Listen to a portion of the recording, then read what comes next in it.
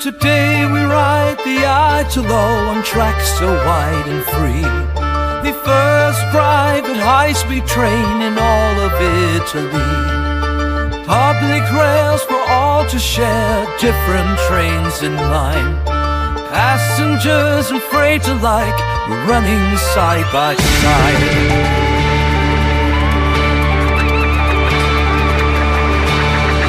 In Europe we're all equals, no need to compete.